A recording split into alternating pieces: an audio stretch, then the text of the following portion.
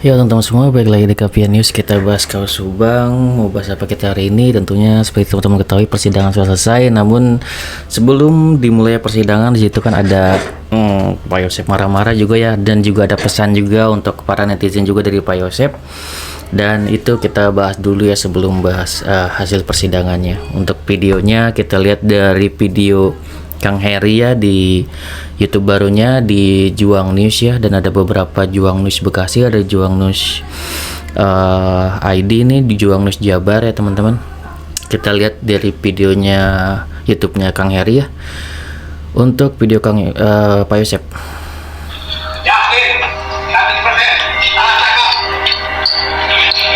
Yakin 100% salah tangkap katanya.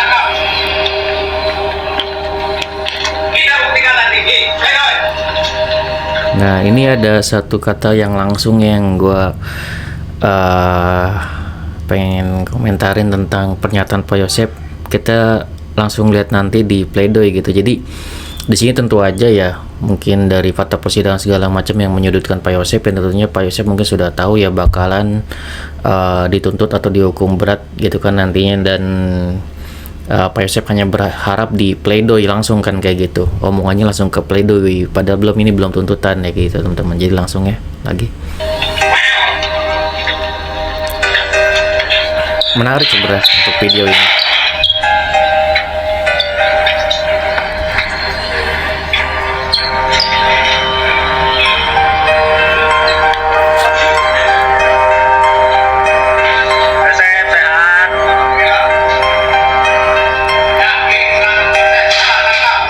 Yakin 100% salah tangkap. Jadi teman-teman yang belum nonton videonya, langsung aja subscribe Juang News Jabar ya teman-teman, YouTube dari Kang Heri.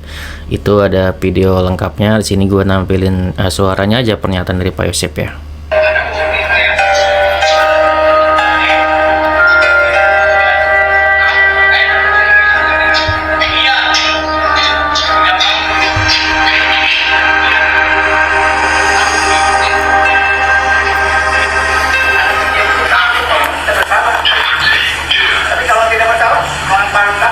Jadi banyak yang framing itu yang nggak benar, nggak tahu yang sebenarnya, harus tahu yang sebenarnya. Ya, well ya. Jadi Yoris terlibat nggak, Pak Yosep? Jangan tanya gitu, nanti ada baktinya. Banyak framing gitu yang nggak benar, yang nggak tahu sebenarnya kata Pak Yosep. Terus ditanya ya mengenai Yoris gitu. Ntar Yoris ada waktunya dibilang kayak gitu. Ya gue juga bingung ya, kenapa kalau masalah ngomongin Yoris, kenapa Pak Yosep nggak mau jos-josan gitu, jontor-jontoran langsung gitu, ngomong secara langsung belak-belakan kalau masalah Yoris. Gue juga bingung gitu, apa ada rasa takut atau gimana, kenapa nggak mau langsung aja gitu tunjukin amarahnya ke Yoris juga selain ke Irlan. Lihat aja. Irlan ditanyain. Irlan udah pasti. Irlan udah pasti. OJ-nya kena itu ya. OJ-nya kena katanya. Semua pernyataan waktu di pengadilan salah semua. Tidak ada yang benar, saya tolak semua. Kalau yang benarnya gimana? Jadi jangan sepotong-sepotong, kamu ningali media mah ya, mulai ukur nyopot sepotong, ambil intinya ingin supaya laku ya. Itu. Jadi Nah, ini ada sindiran juga ya untuk di situ ya para YouTuber dan para media. Pak Yosep langsung ya berkata menyindir gitu kepada YouTuber, kepada media, jangan ambil setengah-setengah katanya kayak gitu. Untuk informasinya mungkin gitu ya, kata dia gitu. belum jujur ya. 100% tidak jujur. Nah, Pak Yosep, kalau Irlan tidak benar, benarnya gimana? jangan tanya, itu nanti di pengadilan sudah sampaikan. Semua itu sudah tidak jujur semua. Sudah semua sampaikan. Semua tidak jujur. Semua Ya, tidak jujur. udah saya Satu pun nggak ada yang jujur. ya, Satu pun nggak ada yang jujur. dari Danu, pernyataan Danu, dari pernyataan hilang itu tidak ada yang benar semua juga. Kalau Pak Yosep jujur nggak? Sejujurnya saya ada bukti kalau saya kata Danu, yuk Pak Yosep ini, udah, pokoknya saya nggak mau bicarain nanti, dia saksikan di pengadilan aja itu. Danu tidak jujur, Irlan nggak jujur, katanya gitu. Kalau saya jujur, kata Pak Yosep, saya punya bukti, katanya gitu. Ya itu kayak gitu ya pernyataannya. Jadi Kan cuma katakan semua tidak ada yang benar. Saya tolak semua dari awal sampai akhir. Dari awal sampai akhir. 100% salah. Udah itu aja. Oke. Ya. Dukun yang di Bandung siapa Pak Yusuf? Hah? Dukun yang di Bandung siapa Pak Yusuf? Siapa? Dukun.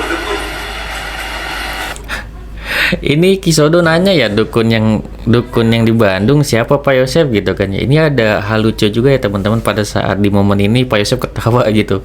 Namun tidak menanggapi, hanya ketawa aja, dan situ agak lucu juga ya. Gimana? Dukun yang Gimana? siapa namanya? Mau cakep dia. Enggak, kita yang Ketawa dia. mau kejujuran kan yang satunya nggak jujur. Pak Yosef bisa sendiri lah ya. Jadi pada ikut tawa semua Kenapa ketawa Pak? ngomongin dukun. Saya ngomong berani itu karena benar. Takut karena salah. Tapi nggak ditanggapin Takut gitu. kan benar, saya itu benar. Ya intinya Pak Yosef menyatakan bahwa dia ya paling benar gitu, yang lain bohong semua dari awal sampai akhir gitu teman-teman.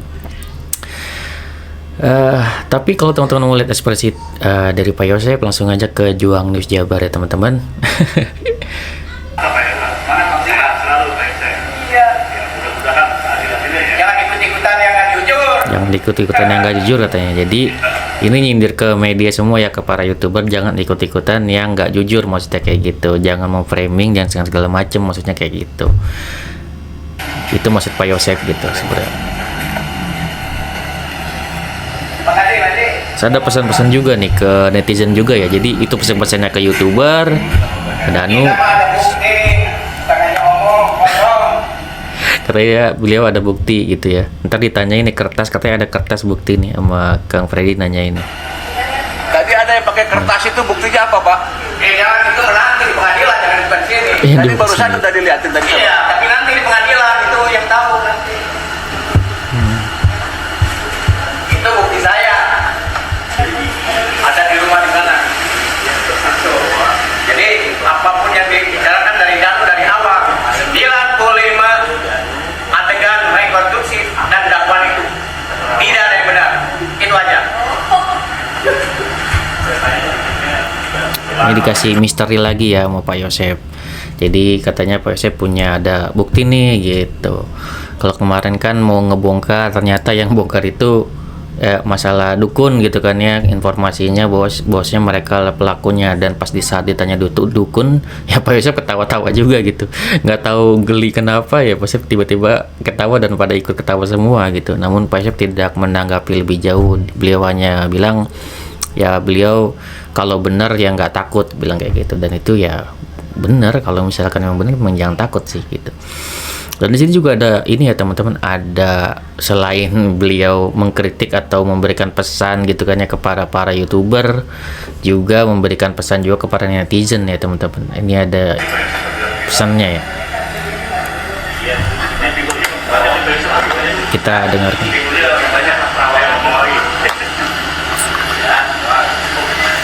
Cukup nanti lihat dengan Salam buat teman-teman. Buat para netizen. ya netizen-netizen yang baik hati, yang banyak salah persepsi, jangan tendensius terhadap orang yang benar. Alhamdulillah saya hanya bersama dengan Allah yang mempunyai hidup, yang mempunyai bumi dan langit dan mempunyai sisinya. Allah yang maha tahu. Makanya di dalam surat ayat kursi, Allah maha tahu di depan dan di belakang, tapi manusia walaupun di depan kalau tidak tahu itu sampai blank, itu betul kan? Kalau Yuri mah super blank gitu ya. Baik.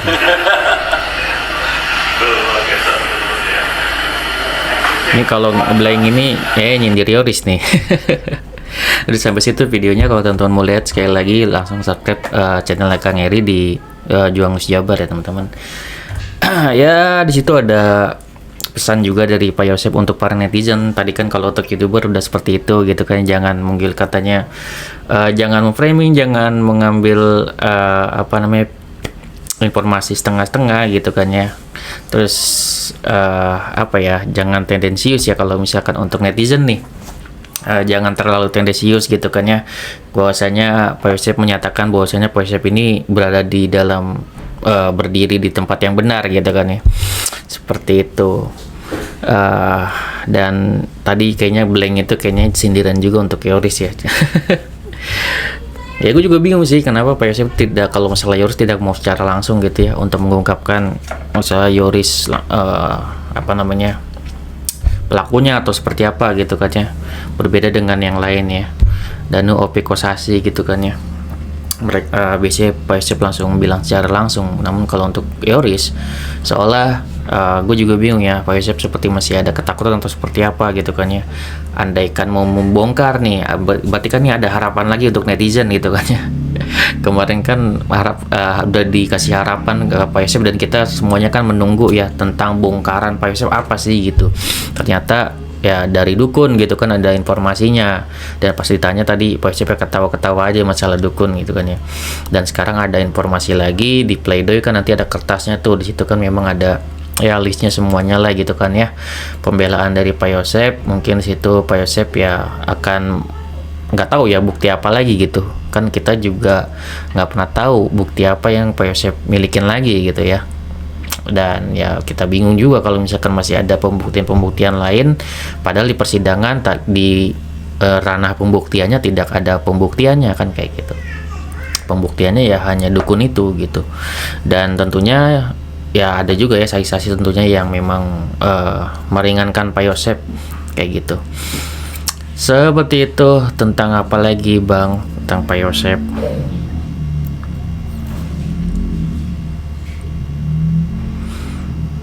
Sebenarnya kalau dari masukan Pak Yosep itu ya bagus semua ya teman-teman. Untuk informasi memang ya nggak setengah-setengah. Kalau misalkan mungkin dari para YouTuber sudah menginformasikan apa yang ada di persidangan, ya itu udah bagus ya teman-teman.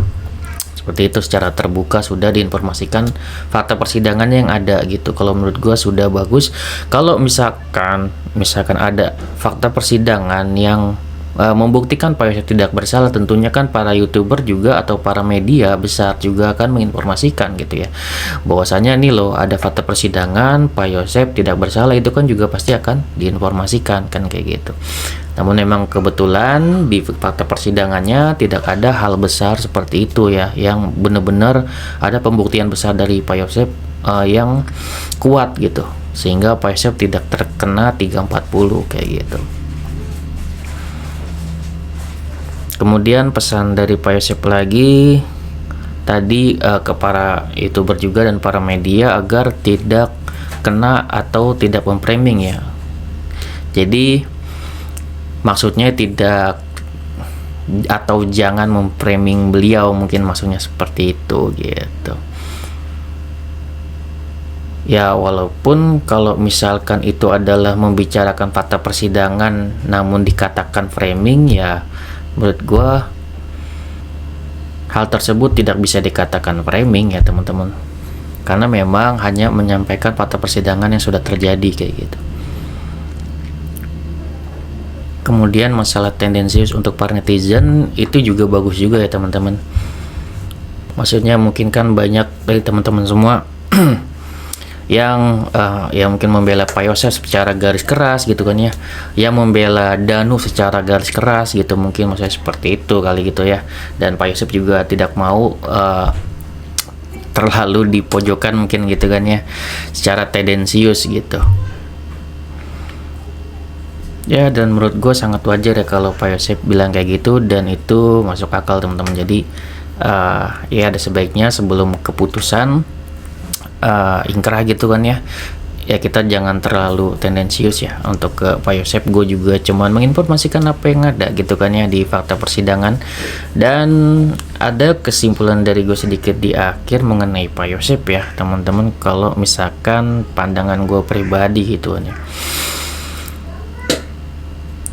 ya, kalau menurut gue Pak Yosep ini termasuk orang yang baik ya teman-teman. Di fakta persidangan juga ada kok yang menunjukkan Pak Yosep baik kayak gitu, tentang salah satu saksi ya yang cewek itu, siapa namanya ya, Nopianti ya kalau nggak salah.